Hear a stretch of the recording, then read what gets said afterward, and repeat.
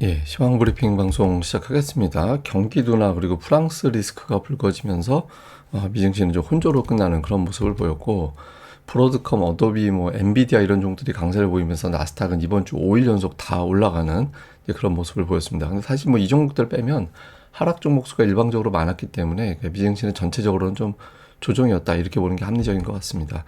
그리고 이제 국채 금리는 빠지고 달러 인덱스는 올라가고 이게 안전자산 선호도가 올라갔다 이렇게 해석이 되는 거죠. 그리고 한국 관련 데이터는 MSCI 한국 지수가 0.49% 빠지고 야간 선물은 0.32% 빠져서 주최 우리 증시는 약간 이제 조정 보이면서 출발할 가능성이 있다 이렇게 봐야겠습니다. 미국 지수는 혼조. 나스닥은 올랐는데 나머지는 빠졌고 이렇게 어정쩡할 때는 러셀 2000 보면 된다라고 말씀드렸죠. 러셀 2000 지수는 중소형주 지수인데 이게 마이너스 1.6% 빠졌거든요. 그러니까 나스닥이 일부 대형주 때문에 5일 연속 올라가긴 했지만 중소형주 쪽은 주 후반부터는 좀 조정을 보이면서 미국 증시 전체적으로는 좀 숨고르기 흐르는 숨고르기로 진입하는 그런 모습을 보였습니다. 시장을 조금 눌렀던 요인들은 미시건대 소비자 심리 지수가 나왔는데 이게 이제 경기 둔화 우려를 좀 자극을 했거든요. 이게 어떤 데이터냐면 소비자 한 5, 600명 대상으로 설문을 합니다. 그래서 현재 경제 어떤 것 같아요? 그리고 향후에 어떻게 될 것 같아요? 이거 한 3시간 정도 설문을 하거든요. 그래서 이거 가지고 전달보다 좋아졌어, 나빠졌어 이렇게 이제 수치를 보이는데 다만 이거에 대한 어떤 비판론도 있습니다. 그러니까 약간 정치 설문화 됐다. 이게 우리나라도 좀 그런 거 있잖아요. 어떤 현안에 대해서 물어볼 때 정치 성향에 따라서 답변이 좀 달라지는 그런 게 좀 있죠. 그러니까 지금 야당 지지하는 사람들은 경제가 나쁘다라고 생각을 하고 여당 지지하는 사람은 괜찮다고 생각하고 이런 게 일부 좀 변수가 되고 있거든요. 그래서 최근에 이런 측면도 있다라고 주장을 하는데 어쨌든 데이터는 데이터니까 이게 떨어지면서 미국의 소비가 둔화되는 건가 이런 우려를 자극했습니다. 그러니까 65.6 예상은 72였는데 훨씬 낮게 나왔고 기대 인플레이션은 큰 변화는 없었습니다. 1년 기대 인플레이션은 제자리였고 5년 기대 인플레이션은 전달보다 0.1%포인트 정도 올라가는데 이 수치는 그렇게 중요한 건 아니어서 어쨌든 소비자 심리 지수가 떨어지고 있다. 그러니까 소비자들의 경기에 대한 자신감이 약해지고 있다. 이게 이제 투자자들을 조금 위축시키는 그런 요인이 됐고 또 하나는 이제 프랑스 이슈죠. 최근에 이제 프랑스가 좀 의회를 해산하고 조기 총선 치르는 걸로 가게 됐잖아요. 근데 이게 지금 어떤 문제가 되냐면 그러니까 극우라고 하는 르펜 옛날부터 르펜 들었던 사람인데 이 사람이 아직도 그러고 있는데 하여튼 이 사람이 돈 왕창 쓸 거야. 예, 그러니까 재정을 왕창 쓸 거야. 이런 어떤 공약을 하고 있는 사람이거든요. 근데 이렇게 돈을 많이 써버리면 부채 문제가 불거질 수 있잖아요. 그리고 또 심지어는 이게 EU에서 이렇게 정책을 펼치자 이렇게 약속을 한 게 있는데 르펜은 그걸 이제 그렇게 약속 지키지 않을 거야 이렇게 하는 사람이거든요. 그러다 보니까 또 이제 유럽 전체에 어떤 이런 붐이 일어날 수도 있다. 그러니까 프랑스가 저러면 나도 이렇게 되면서 EU가 흔들릴 수 있다 이런 주장들이 있거든요. 그러다 보니까 프랑스 ETF가 이제 폭락을 하고 지금 3% 넘게 빠졌잖아요. 그리고 프랑스 CDS 프리미엄이 급등을 하고 CDS 프리미엄 뭐냐면 이 나라의 어떤 신용도가 높아지면 이자를 더 많이 내야 되는 거잖아요. 그러니까 이 프리미엄이 올라간다라는 거는 이 나라의 신용도가 떨어진다. 그만큼 나라가 불안정해졌다. 이렇게 해석을 하거든요. 그러니까 수치가 되게 안 좋죠. 여러 곳에서 이제 의견들이 나오고 있는데 시티는 경제 근간을 바꾸는 사안은 아니다. 이번 건이. 그리고 BMO에서는 반대로 유럽 불확실성이 초래가 될 수 있고 프랑스가 EU를 탈퇴한다라는 것이 원래는 황당한 시나리오인데 그게 아닐지도 몰라.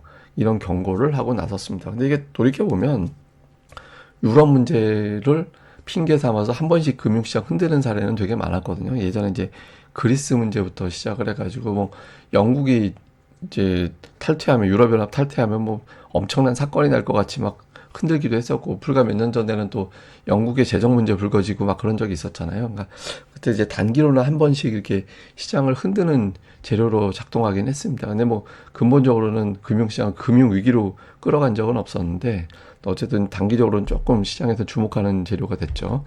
어쨌든 국채 금리는 빠졌는데 금리가 빠졌으니까 금리 인하 때문인가?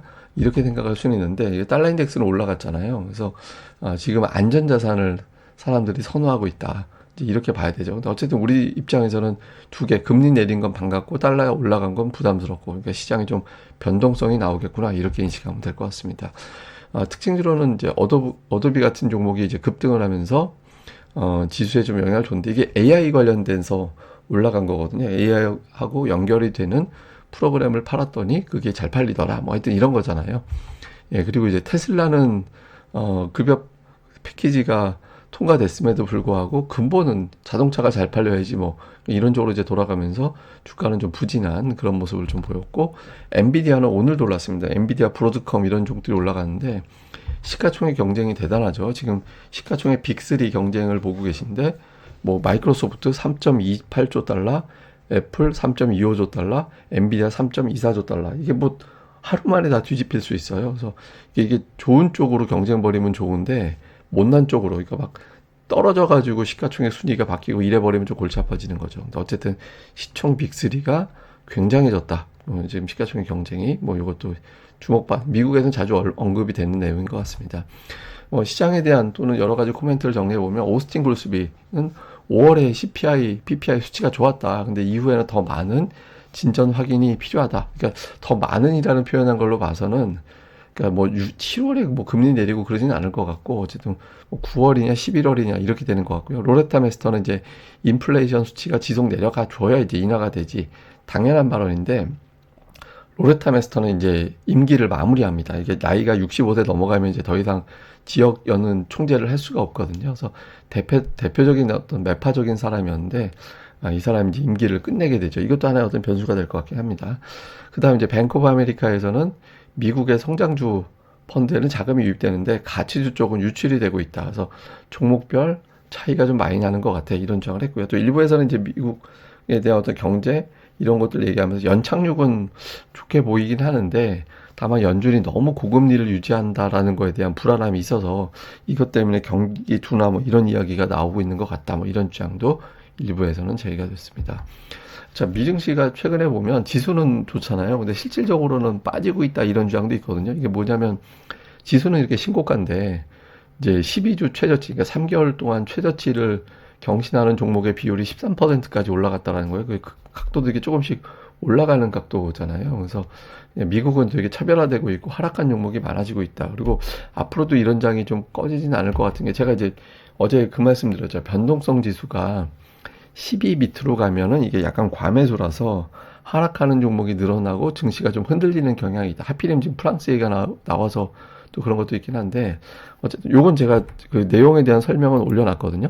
여기에 이제 제가 고릴라 리서치에다가 어제 밤에 변동성 지수에 대한 간단한 설명을 올려놓은 거 있으니까 이거 보시면 되고 근데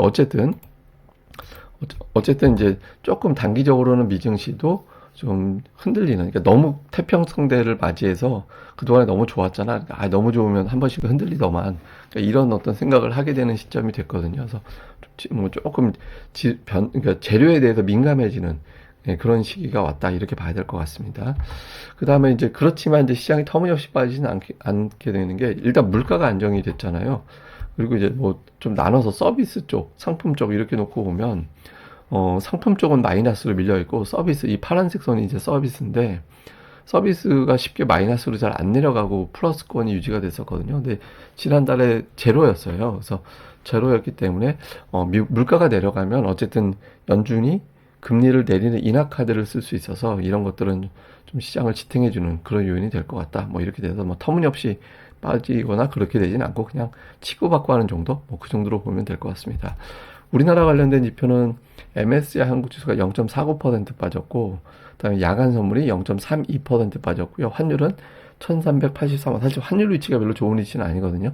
그러니까 1380원, 1400원 요 라인에서 고점이 나오고 지수는 저점 나오고 이런 구도가 나와야 돼서 환율이 주초에 좀 빠져주는 그런 흐름이 나오는 게 중요하죠. 근데 어쨌든 뭐 유럽이나 이제 미국 이런 데는 요란해도 우리나라 쪽은 그렇게 크게 뭐 이슈가 되는 건 없어서 근데 뭐 중성주가 재미가 없는 게 문제죠. 우리나라는 코스닥이 재미없는 게.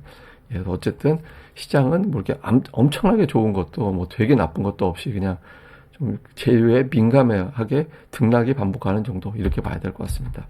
자, 증시 요약을 해보면 악재가 한동안 없었는데 그러니까 유럽 문제가 나오고 있거든요. 그래서 이제 프랑스 선거가 7월에 있어서 이제 6월 남은 기간에 이제 유럽 문제가 한두 번씩 좀 시장을 흔드는 그런 요인이 될 가능성은 있고요. 그렇지만 시장이 지탱이 되는 건 이제 AI 관련된 종목군들이 확장세. 그러니까 뭐 엔비디아 독주하다 브로드컴이 급등하고 그다음에 어도비까지 이제 상승을 하고 막 이런 형태로 나오고 있잖아요. 그러니까 어떤 대장주가 유지가 되면 이제 시장이 적어도 깨지진 않죠. 근데 이제 글로벌 증시작을 보면 유럽을 제외하고는 계속 유입이 되는 흐름이거든요.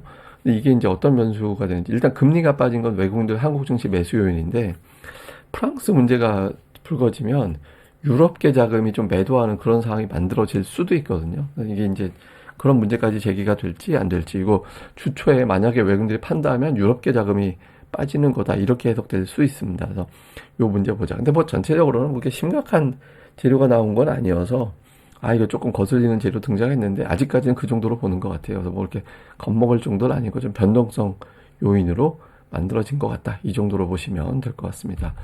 자, 이거는 이제 어떤 데이터냐면 최근에 이제 16년 동안의 주요 자산별 움직임을 본 거예요. 주요 증시를 봤더니 미국이 457%가 올랐대요. 근데 이제 글로벌은 96% 올라가고 신흥시장은 48%. 그러니까 미국하고 신흥시장하고 거의 10배 가까이 차이가 나는 거죠.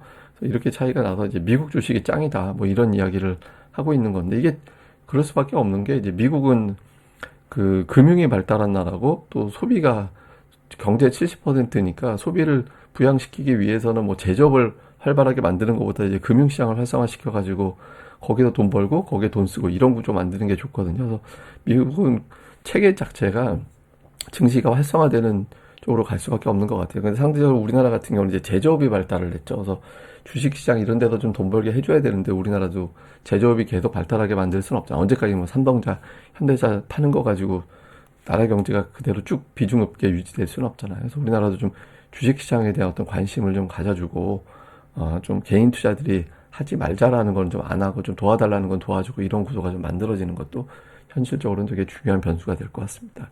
근데 뭐 제가 이런 얘기 한다고 해서 어떻게 바뀌는 건 아니니까 그냥 그렇다고 얘기한 것 뿐입니다.